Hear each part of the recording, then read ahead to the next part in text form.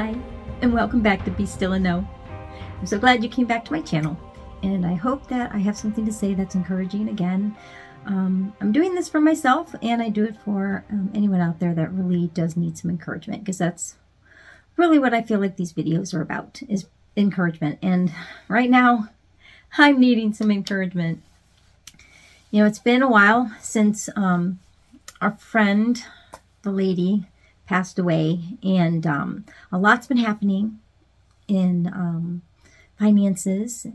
We see things crashing, but then we see them being saved, and we know things are going on. But oh my gosh, the waiting is excruciating, isn't it? It's crazy. I just want to tell everybody, you know, this is going to happen. Don't freak out. And actually, I have been telling people, just, you know, people I have been talking to a little bit that, you know, they kind of think I'm nuts, but they're gracious enough to listen to me a little bit. Some of them argue with me, but not in a bad way. More like, well, you say this, but, you know, we're not seeing anything. And it's because they're not looking deep. And we know that. We know you really have to look at the signals. You know, one of the people that I talked to, that I haven't talked to a lot lately, because since the war in the Ute place happened, that person has been very, very guarded. And then there was summer, and had other projects we were working on, so we didn't interact, and we're interacting more now. And so I talked to this person a little bit yesterday, and I, you know, just said, yeah, you know, I'm that conspiracy theorist. I have all these ideas of what's really going on, because people will just flippantly say, well, let's sure hope we don't go into one of those nuclear things, you know. And I'm like, well, you know, my theories on all of this is that things are in control. And anyway, so this person, their big argument about why they don't think that something so secretive could be happening in the background. And this, my husband feels the same way. He's like, this thing that you say is happening, it's so huge. How could this be happening? Why would they be doing it so secretly? And it's hard sometimes to come back at that moment with a reason for why you might feel that way, because you have to kind of approach this in different ways depending on who you're talking to. One, we know that we don't want to have everybody know what's going on when we're having a WAR. You don't want to give away secrets. So obviously they've created a situation where we can kind of know what's going on without actually seeing it. And it does take faith, just as it takes faith to believe in God, and faith for anything that you don't know how it works, but you know it does. Like turning on a light switch. You don't have to know electricity to have faith that when you hit that switch, it's going to turn on, right? Anyway, so the people that have that side of the argument, that side where they think that something like this big couldn't be happening and they wouldn't know about it. This one person is a very faithful Christian, and they said God would never do something like this and not just be up and up right out there with the truth. He just can't wrap his head around that. And I, you know, at that moment I couldn't think of what to say, but since then, and he hasn't asked me or brought that up again, since then I've thought of things that were very biblical, where Jesus talked in parables. He spoke in stories, and he knew that the Pharisees and the Sadducees were watching him. He knew that the evil people were watching him. I mean, we don't know. I mean, now that we're learning so much about what history is, we don't know if those Sadducees were really part of that big evil group. Not all of them, obviously, because the whole Jewish faith is full of very wonderful, faithful people. But we don't know, because a lot of the leaders today are part of that evil group, if some of those people were, and Jesus didn't speak to them. Or he would answer direct questions, but he didn't waste his time with those he knew. It didn't matter what he said. So anyway, he would say these stories and these parables so that the truth of the story could come out without actually just saying, okay, look, this is what's going on. And he did that because he needed to protect the people. He needed to protect them. He wanted them to know the truth, but he didn't want them attacked. He wanted to protect his flock. And then I also thought about how we don't tell our children all the evil that's going on in their lives. If something horrible is happening in our lives, we protect them from that. We just tell them everything's going to be fine. I'm taking care of it. And we take care of these things behind the scenes. I've had people do horrible, horrible things to my family, like betrayals, but I wouldn't just lay it out to my kids like, this is what's going on and you need to know, because they wouldn't have been able to handle that. As my children have gotten older, they've learned more and more about it, and they don't know all of it because I didn't tell them all of a situation that might have happened because I protected them. They didn't need to know, and when they did, that's when they found out. So I really believe that's what, obviously the white hats are doing, but that's what God is wanting. He's wanting to protect his people, just like we would protect our children from horrible things. Like if someone came into my house and was going to hurt my children or had me under duress, where if I didn't do something, they would hurt my children, I wouldn't tell my children that. I would say, no, just go here. It's okay. And I'd hide them and I'd protect them so that I could take care of the problem. And when it was safe enough, I would take my children out of the place that I've hidden them from. And then as they got older or more aware or able to handle the truth of what's happening, I would tell them. And that's kind of how I see this going. People that argue that God wouldn't do that, he wouldn't do things incognito. Why aren't people just standing up and saying how everything is happening, and why is there not this full truth out there? That means it's not true because they wouldn't be hiding it. They're not looking at the whole picture, and they have no idea just how deep that evil is. I mean, none of us, even when I first started this, I began to go, oh gosh, there's these kinds of groups. Really? Oh my gosh. Oh, people are wearing masks? Oh no. Clones? What? I mean, crazy, out of this world, literally, types of things happening or being talked about. You don't have to believe it all. You do have to understand that we don't know everything. I mean, when I started studying the Bible and learning more about God, I got to a point where I'm like, you know what? I trust God. And if I can't understand this little part of what's going on in my life or in the world, I'm going to trust that this God that I know, that I love, who loves me beyond anything I can imagine, knows me, knows what I can know and what I cannot know. And that truth that I can't handle is cut off from me because he wants to keep me safe. Knowing all truth does not keep us safe. Knowing everything is not good for us because we'll freak out. And we have to grow into that truth. And that's why I do believe all the truth will be revealed, but I believe that it's going to be revealed in a way that isn't going to destroy everyone. And that's the point. That's what God is doing. That's what the white hats are doing. I've heard this story. I don't know if this is true, but this is kind of akin to this type of a situation where, people that can't handle a reality, they create their own in their minds, or they shut themselves off, or they wall themselves off, or they're protected from knowing the truth by a parent, by someone who loves them, by God. So when the Spanish, or gosh, I don't even know if it was the Spanish, when people came to the New World, or so I've been told, excuse me, my eye itches just for a second. Okay. When they came in these boats to the New World, and they had these big billowing sails, the natives didn't recognize those as boats. They couldn't even see them. It was so beyond their comprehension that there would be these massive structures on the water with these huge sails that they couldn't see them. They might have thought that they were clouds, or it was incomprehensible to them.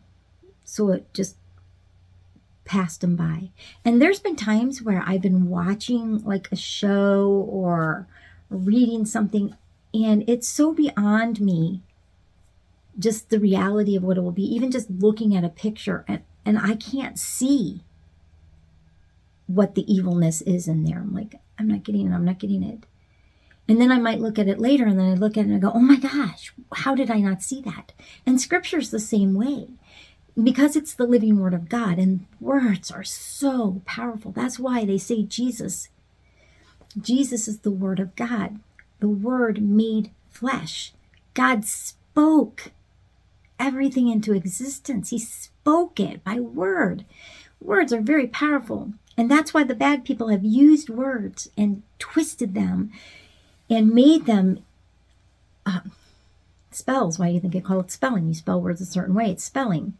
Think about it. All the words that we use, you sit back and you go, what? What is that? I had no idea. Anyway, some people can't accept it. They can't accept it because they're not ready to accept it. So when you sit back and you look at something the first time, you may not see it. And so when you read scripture the first time, there's a truth in there that you're not ready for. And so you don't understand it. It's just like when you're learning things as a child. You can't comprehend everything that's there because your mind can't wrap around it. It's kind of like how adults and children can watch the same cartoons. And the kids will laugh at it for one reason, but an adult will laugh at it because it's got this adult humor also. I guess VeggieTales. VeggieTales would be part of that.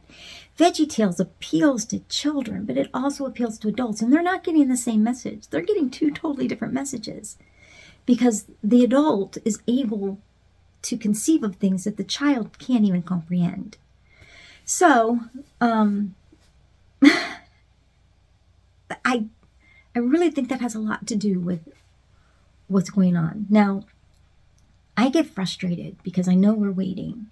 And I keep remembering we have to have patient endurance, patient endurance, patient endurance. I have to keep telling myself that. And another reason I came on today was because I was feeling kind of listless and, oh, God, I know I should do a video. Because I always feel better when I do the videos because he brings to mind so much that's happened.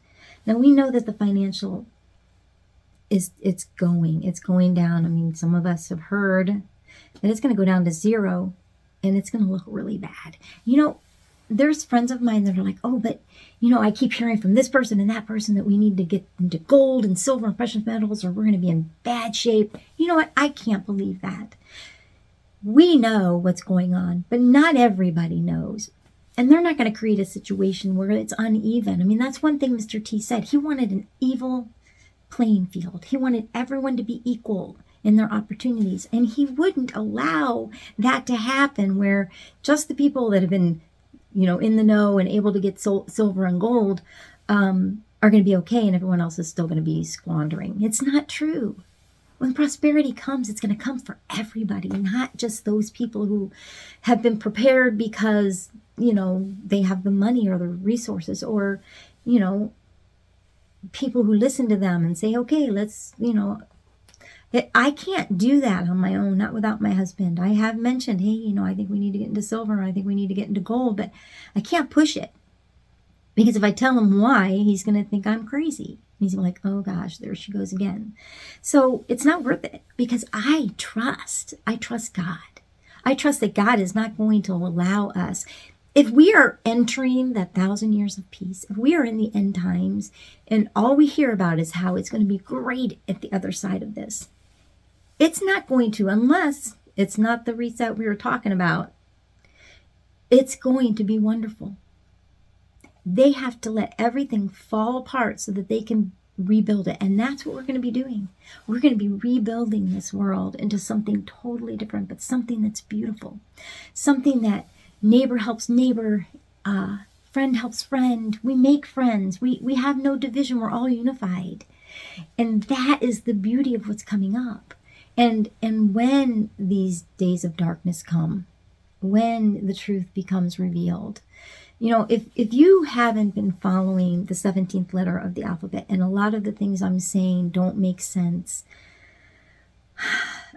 I'm not here to educate you on that. I'm here to encourage you to be educated, but also to encourage you not to lose hope. You need to look into Nasara. You need to look into that 17th letter of the alphabet. count to 17, figure out what that is. Mr. T, 45th president. All of these things are going on. They're going on around us. The banks, the UK banks, they crashed last week and they got propped up again. A lot of stuff's going on and it's going to crash. But our job is to make sure people don't freak out when that happens. I told my friends that I was talking to, the one that I told you that was very against believing any of this could be true because he doesn't believe that God would allow such a thing to happen in secret, that he would always do things way out in the open. I said, well, okay, when it happens, don't freak out. Okay, when the stock market crashes and everything goes to zero, talk to me. Okay, just talk to me. When you start hearing these bad things about maybe a WAR and nukes and stuff like that, talk to me. Talk to me, and I can point you to the things that are going to ease your mind, but also just to trust God. Trust God. I also brought up, I said, I know it's the end times. And they're like, because it was him and somebody else.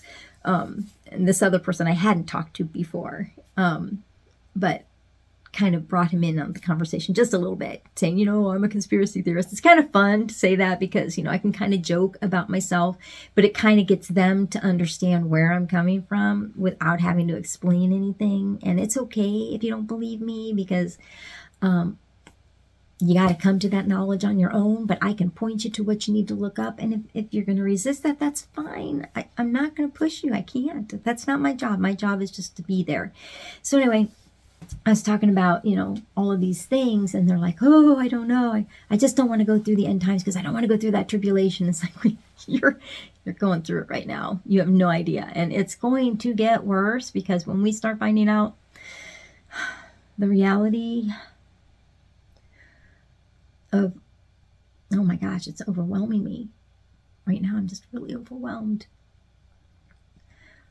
with just how evil people have been.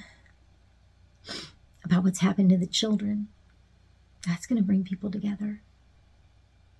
Just the reality of what they've been doing to children. Now, a couple of things that have happened. I want to tell you the date if I remember. I think it's October 14th. October 14th, 2022. It was either yesterday. I believe it was yesterday. There were a lot of explosions heard at the FBI building. My videos aren't that great. I'm sure that's not going to stop them. I shouldn't have said that. The 3-letter agency that starts with an F. Huge explosions in DC. And there are videos about it, and I've heard it talked about by a lot of different people. And there's speculation of what that was. Is there a war going on in there? Were people hiding in there? And the good guys went in there and actually started fighting. Does this mean that this WAR is going to come out in the open? Do we think that maybe they're exploding the tunnels that are underneath there? How many children have been brought down in those? I have to build these boundaries because sometimes it just really overwhelms me when I think about that. But then I have to think about God sent armies in there to bring those children out and to save them, and so many didn't make it. And I haven't even seen like real pictures or anything, but I know in my heart that this is true. And so it's overwhelming. But anyway, so is that what's going on? And then we know that the whole January 6th committee has all voted to bring Trump in for questioning. Oh gosh, I said his name too. Really, I don't think any of that's going to matter because I think I might get 10 people to watch this video. Like I said, I do this for myself, but really I do, honestly. And for the few of you who listen, I hope that this is encouraging to you. But anyway, so they've all voted to bring him in. Could that be the escalation of maybe the first arrest? If he is? I mean, because that's a rumor that's been going around. Gee, when that happens, I really believe everything's going to just boom, boom, boom, boom, boom. And I still really believe it's all going to happen before the midterms. I really do. And if it doesn't, I'm not going to lose my mind. Gosh, how many times has a date passed and it hasn't happened? But that doesn't matter. There's still things happening. We can still see stuff happening. It's just, going a lot slower than we'd hoped. But we also have to trust that it's in God's hands and it's in God's plan, right? Right? And everything's going to be so much better. Oh my gosh. I'd also heard through Freak Charlie, flip those two names. He does a lot of videos, been kicked off quite a few times, the platform that I'm talking on right now. I don't think he can put anything on there now. Now, there's a lot that he says I don't believe in or trust or anything, but he's that one that came out with that video called Game Over that talks about the whole plan of Mr. T's trip. He does this really nice video about it, why he went to all these different countries there at the beginning and got them to capitulate. He did the original video. Someone else, I don't know. Anyway, there's a video and he's associated with one of the videos. So anyway, he mentioned some really deep double agents that we think are really bad that perhaps aren't. And there's another person I listened to that looked into it and got the same answer that he did. And one of those is one of our favorite actors, or was a favorite actor who we hate now, but we don't. If it's true, if he's been hiding in plain sight, and his first name is Tom, might be a white hat. Whoa. That'd be really cool if that's true, because I love his movies.